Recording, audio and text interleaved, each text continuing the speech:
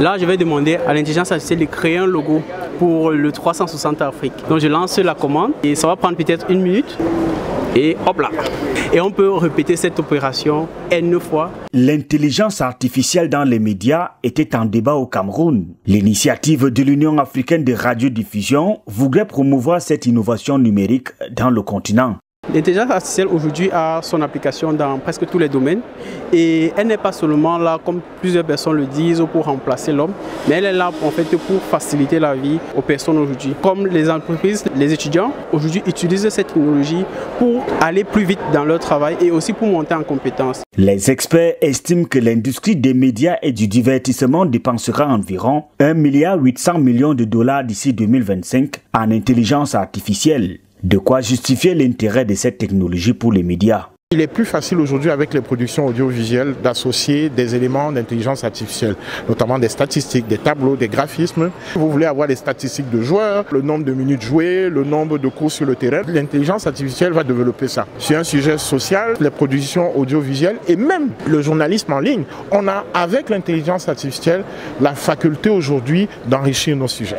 Si l'intelligence artificielle est une nouveauté pour certains organes de presse, elle ne l'est pas pour d'autres qui l'ont déjà expérimenté. Dans l'environnement de la télévision, du streaming, de la radio même et tout, China Media Group, nous, on a développé des applications à l'aide de l'intelligence artificielle qui nous permettent de nous faciliter la tâche au travail. Très pratiques qui nous font gagner beaucoup de temps. Le reste, ça va tout seul.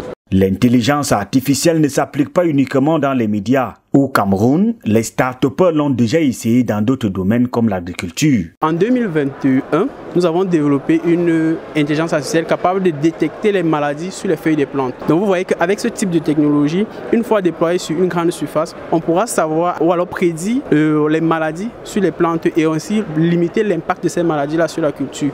Du coup, la production annuelle pourra augmenter considérablement. Dans la presse, il faut l'adopter tout en évitant des pièges. Il peut y avoir des données non éthiques. Ça va être par exemple des données dans lesquelles il va y avoir des biais humains. Donc si vous mettez des mauvaises données, vous allez avoir des mauvais résultats. L'enjeu économique, c'est à qui appartiennent ces données et du coup à qui vont revenir la rentabilité. Après, il y a aussi des risques politiques. La crainte pour les professionnels des médias, l'intelligence artificielle ne va-t-elle pas remplacer le journaliste? C'est une question qui s'est posée aussi avec l'arrivée de l'Internet. Donc le journalisme a beaucoup souffert en fait de l'apparition des réseaux sociaux avec l'intelligence artificielle et notamment l'IA générative. Moi j'ai l'impression que les gens finalement retournent vers le vrai journalisme, le croisement des sources. Donc j'aimerais que les journalistes prennent beaucoup plus le réflexe d'aller chercher de l'information auprès des scientifiques. Seule une bonne appropriation permettra d'éviter les dérives